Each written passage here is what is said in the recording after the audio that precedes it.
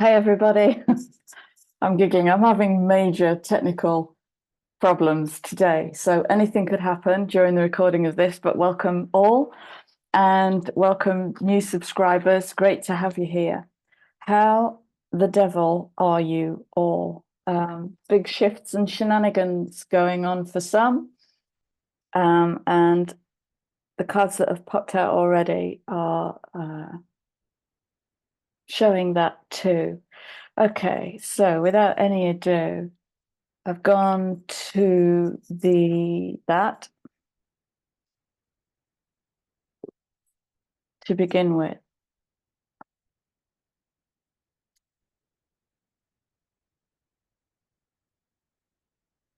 So immediately with this, I get Vision Quest.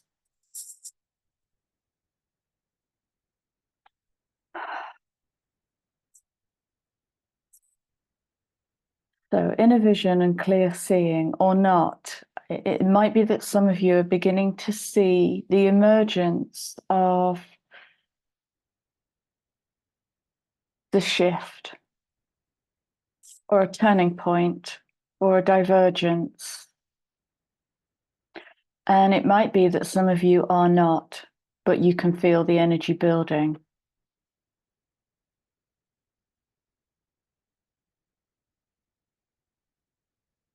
Which will present you with challenges. Okay.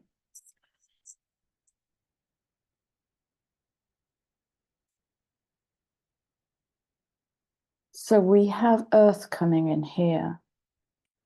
And I'm not quite sure where this fits in yet, other than Uranus, Jupiter in Taurus speaks to physical change, change in your built world. Changes in foundation, changes in what is steady and stable, or what lives under the illusion of being steady and stable. And with that, we have Arcturians coming in with future thinking. So this is speaking to what is building and what is coming in. You know, we're coming to the kind of the midpoint of the year. The 6 into the 7, so the June into the July. And if we look at that on the astrological wheel, the first 6 houses are about the internal landscape, about how you experience yourself within.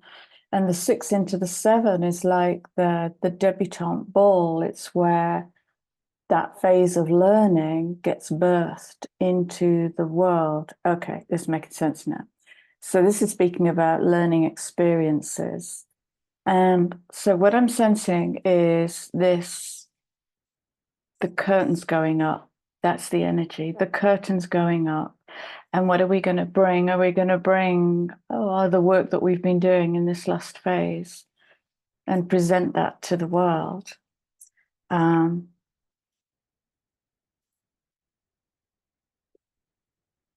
To stand in the crossroads of this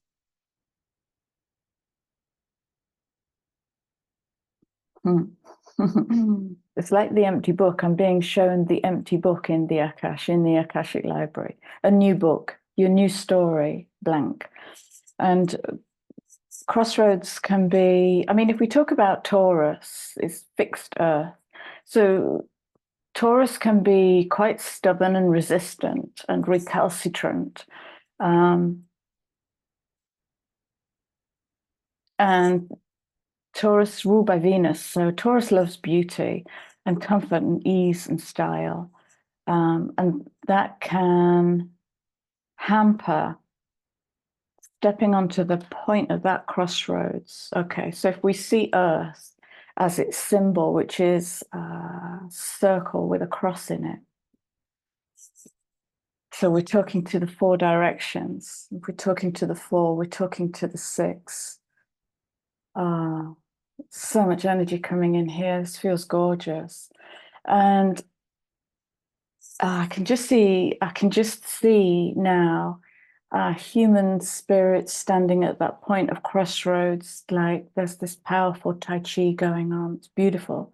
like dancing with all of the elements, dancing with the directions and surrendering, just surrendering to what comes in.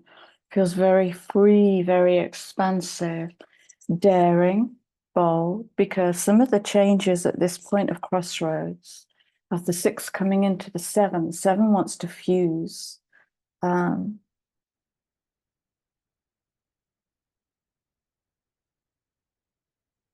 Make thoughts a reality, fuse it into reality, to call from within to without, and to fuse that into a new reality, which might look like someone's new understanding of you, or someone's, or you meeting someone in a new way, changing foundation, the changing foundation.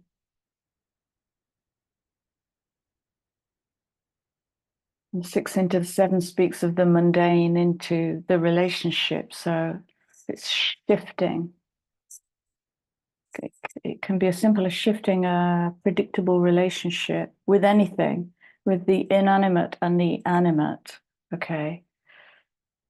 Relationship with food, relationship with people, colleagues, go where you will with this.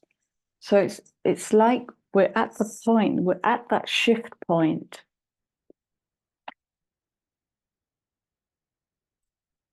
And in the big, that might look like, I'm done with this, I'm walking away from the whole lot. It might look like a career change, a vocational change. Or it could be something smaller, but no less challenging. I'm tired of saying yes all the time. I'm tired of pleasing.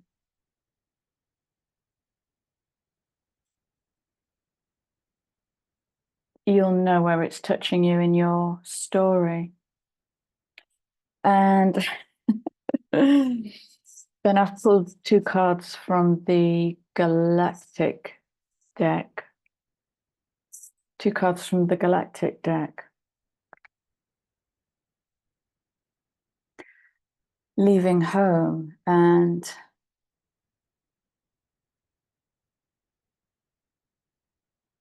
this is what I get with this 104 is the flight of the phoenix. Is the 4 wants to come in and build straight and affect the light. The 4 wants to come in and affect the light, but we've got the source right in the middle of that, and there's this unpredictability, this kind of, I don't quite know what's going to happen here.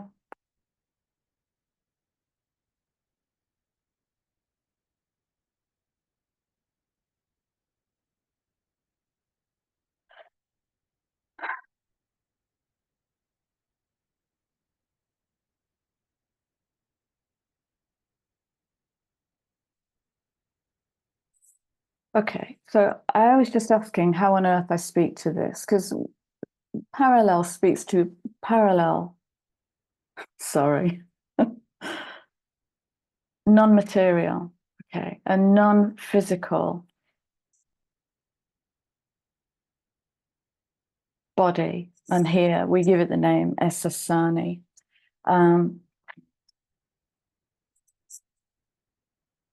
And I think in the last video, I was talking about this collapsing and integration of parallel realities. Wow.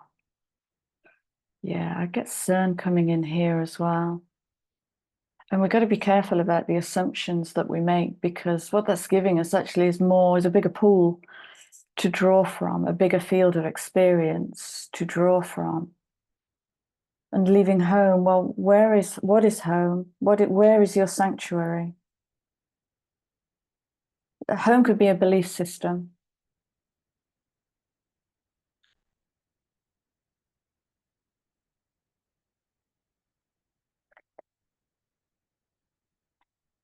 Survival fears. And I could just see a vision of me tearing this card up and throwing it. It's like, yeah, that's in the past. It could hook you and pull you back, but that's in the past. There's so much coming in here. So big shifts for some, not for all. Depends where you are on your journey. You may be feeling it. I'm going to go to star codes. See if we can pull this down a little bit.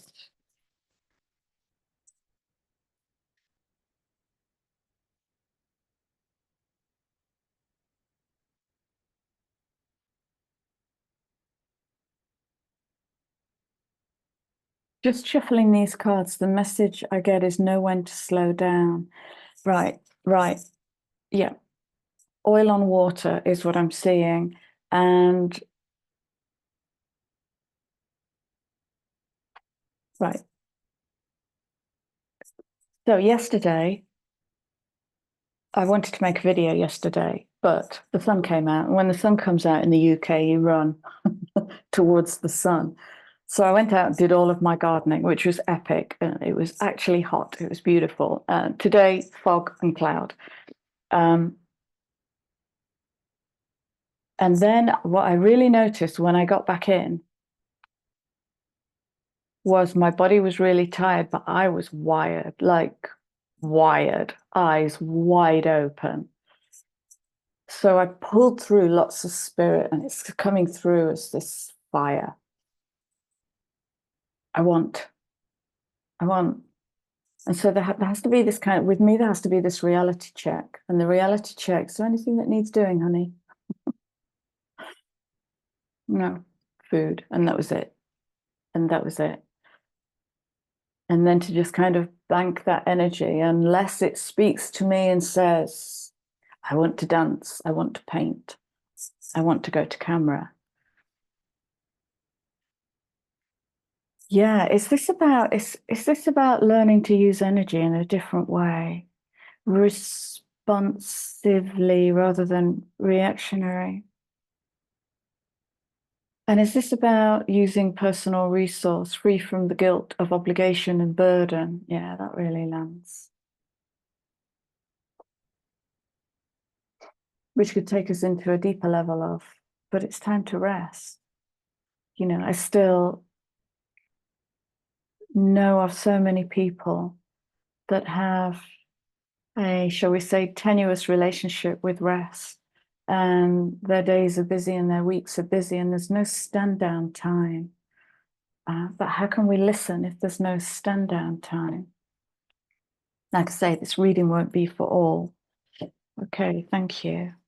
Keep going. Look at this. So the sixth house makes itself present. Sustainability, but look at this sustainability and the balancing of all. The 44-8 wants to, so if we think of this as heaven and earth, that's right. Yeah, this keeps coming in now. Heaven and earth.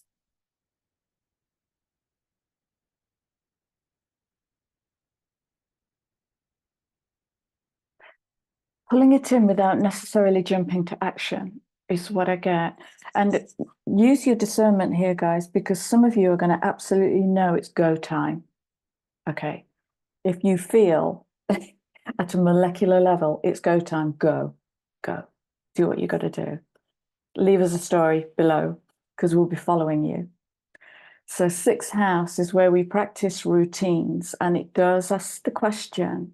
Sixth house is Virgo. It does ask the question, is it Virgo or is that seventh? Don't get distracted. Of what is sustainable behavior. Oh, wow. Right. I'm going to go back decades, something I learned when I was very, very young. And when I started earning my first pay packets. And somebody very wise said to me, spend a third, save a third. What was it? Was it pay bills with a third, save a third, spend a third? It was something very wise. And that's sixth house. That's sustainable. That's building sustainability. On the other side of the coin, sustainability can be bad habits that make you feel safe. And here's the illusion of safe.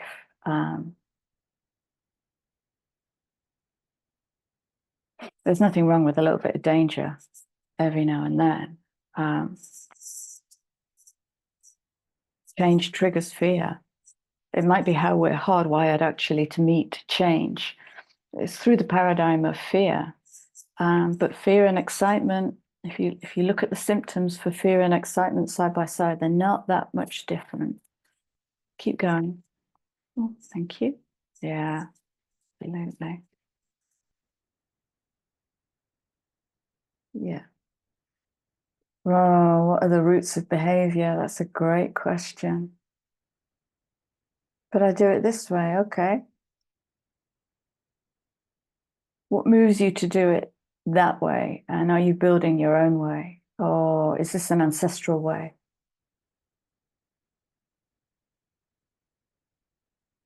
Mm, yeah, get to the root of it. Yes, absolutely. That completely speaks to that. Mm.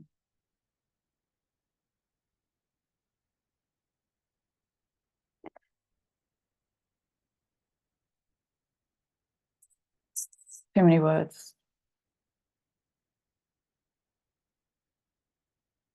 So I guess the question might be, how would you define sustainability as a concept? How would you define sustainability in your life? How does it show up? Which parts of your life are self-sustaining, let's say?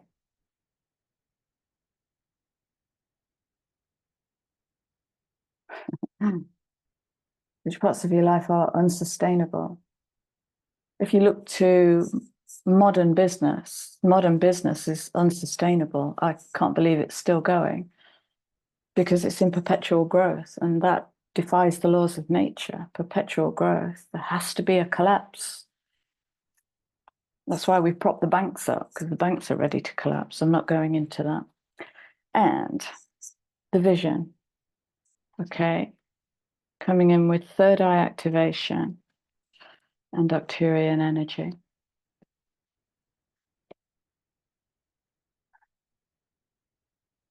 I want another card on that one.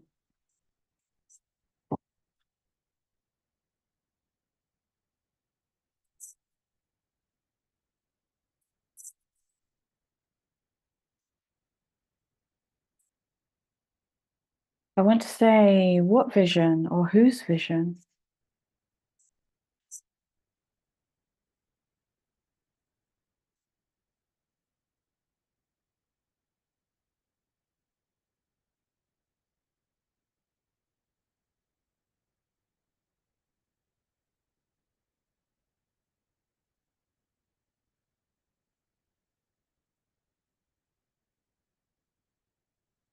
That doesn't answer my question.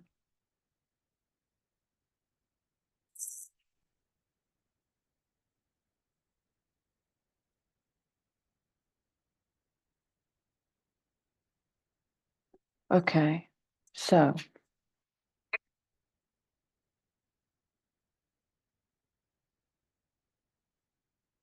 third house communication, Gemini energy. There's that fiery 1 and 4 again.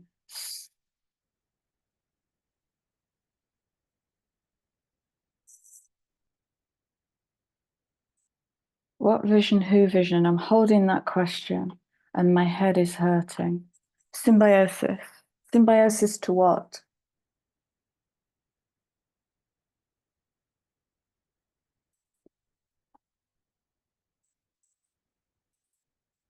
North Node, future.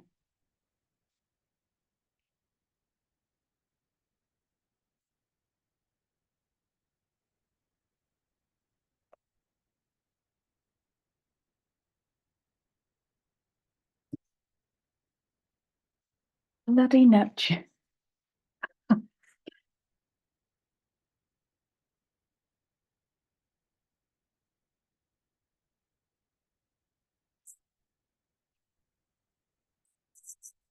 Okay.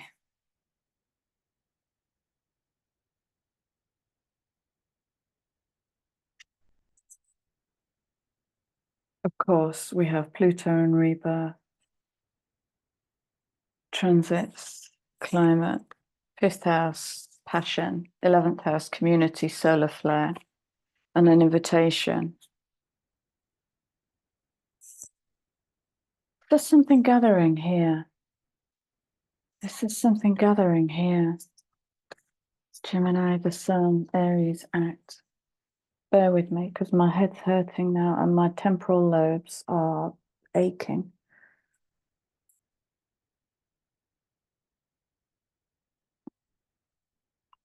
I need clarity.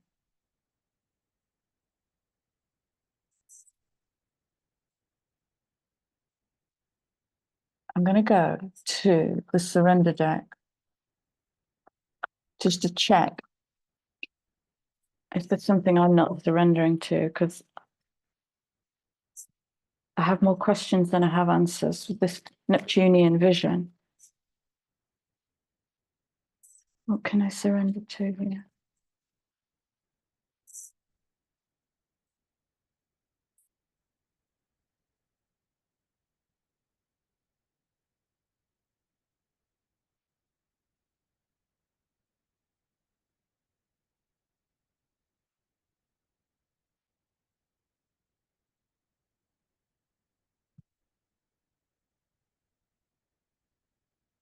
Yeah, well said. Okay.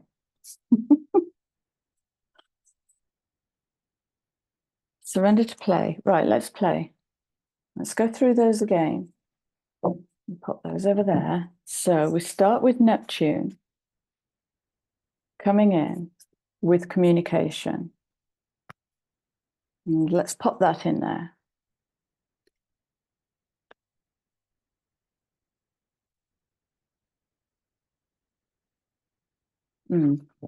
I know where my block was. I'm having a learning experience with AI at the moment, and that's where that came in and blocked my trust. So the underlying story is bright. It's about coming together in community. 11th house speaks to Aquarius. Invitation, activate, passion, symbiosis, future north node, Pluto rebirth, dignified strength, cross-pollinate, Gemini again. We're coming into Gemini season, aren't we, in Western? And the Sun again. Right, so I'm bringing through the energy of I'm a bit lost, but I'm going to surrender to play and see where this goes. I have no idea what this message is telling me. And I'm going to go to can't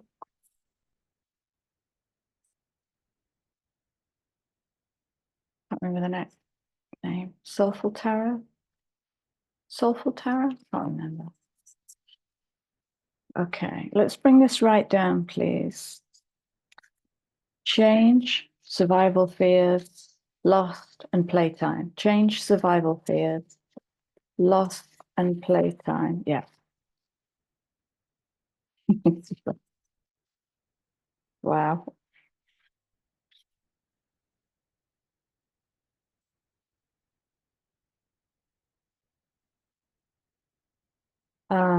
Yeah.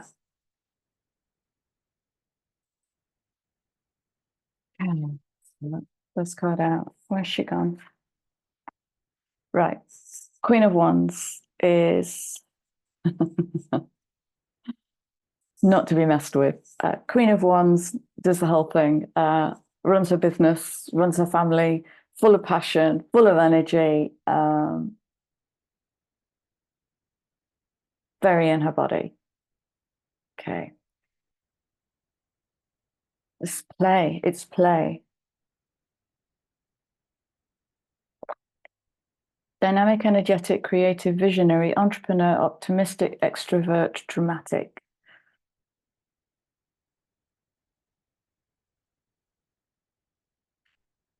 Who's coming out with the Queen of Coins.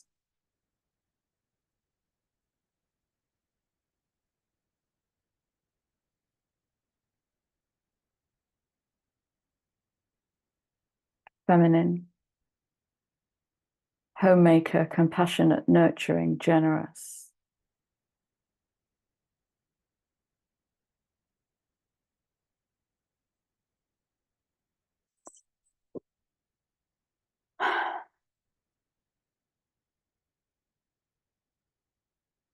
feels like everything's changing.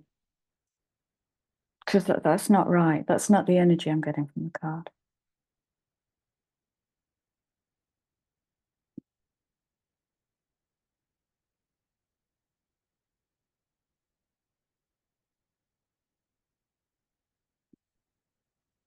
I'm going to come back to that. I'm going to leave her there.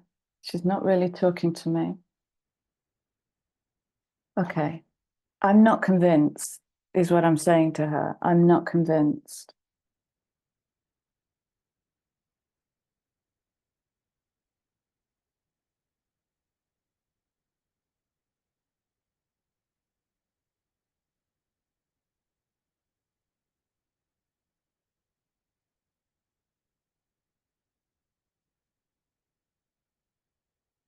Seven of Cups. Let me hold that still for you. How interesting. Seven of Cups, Seven of Coins. Seven of Coins is that sustainability. Seven of Coins is about when you sow herbs, they're not going to be ready overnight. And so it's about how do you nurture? Okay. How do you nurture them and be patient?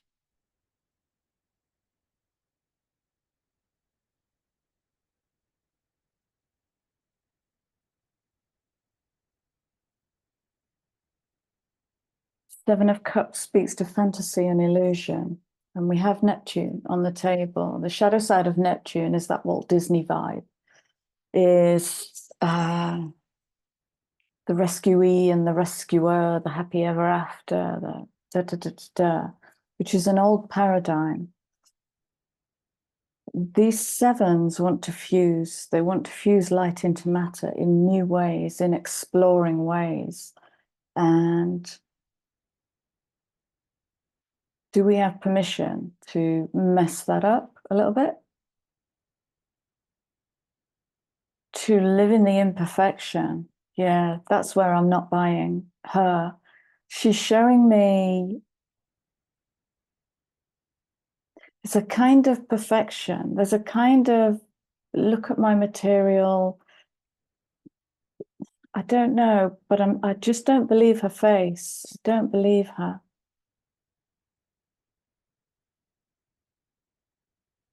Is she hiding behind her?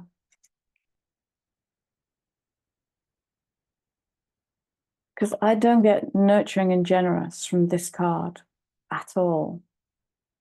So I guess I'm saying look for the illusion. Oh, we have the illusion. Sevens are about making decisions, pointing in one direction or another, and they bring in deception and choice. Deception and choice can be an absolute blooming nightmare of a forest to get through. Yeah, okay. And firm instruction to leave that one hanging. Yeah, yeah. What are we defending in that Nine of Wands? It's like the weary warrior. And are we upholding something that is in fixed earth? Or are we protecting a false sense of wealth? Do we have if I just bring this down to 3D mundane, do we have the home and the car and the job and the clothes and whatever? And are we wearily protecting that to avoid the burning, the plutonic phoenix burning, where we might have to let that go to ash to get pointed towards our North Node or pointed towards a hidden passion? Courage, inner strength. Yes, definitely change is coming. Underlying. Ten of Coins, Page of Swords, and the Sun.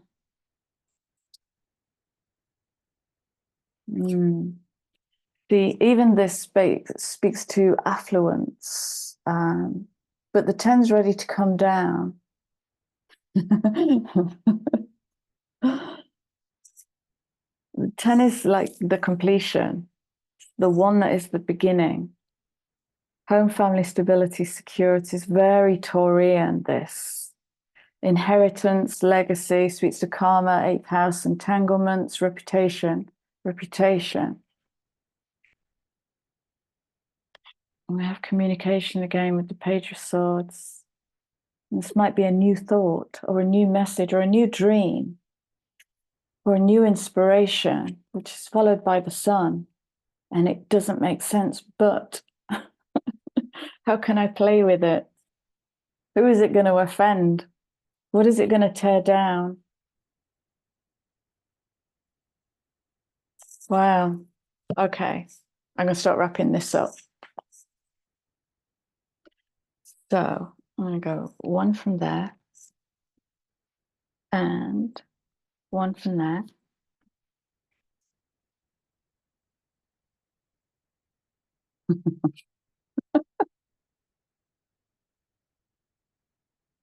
Dance with life. This is the dichotomy, isn't it? Yeah. Dance with life. Do something to change your energy. Wait. Move and wait. It's not time yet. And in all of this 7 energy, you've got to make your own mind up. And what that's going to encourage you to do is this. No wrong path. Playtime is about no wrong path. A child doesn't worry about daubing the walls with mud because they have a sudden desire to cave paint. They don't worry if that's right or wrong, or if that will lead them this way or that. They just do it and follow that impulse. Things are being woven, so you're acting or you're waiting, or you're doing both. You're going to make that decision. Maybe this is the point in time where readers like me will just disappear because everybody just goes collectively. Now we got this now, Chrissy. Off you pop. Beautiful, beautiful. But I'll still be here for some time to come because this is part of my passion. So guys, I hope that made sense. Shall I pull an abundance card? Let's pull one final message, please. Thank you. And I have to go. Ooh. Deepening. Once you're on earth for enough lifetimes, your old soul will begin to long for non-grasping detachment and surrender. Non-grasping detachment and surrender sounds like flow state to me.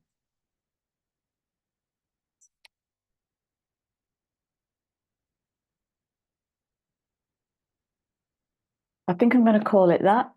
Leaving home and survival fears. Because there seems to be this beautiful dichotomy on the table. Great. Okay. Right. Guys, lots of love to you. Thank you for being here. And please do all the clicky things. And I look forward to seeing you all again soon. Take care.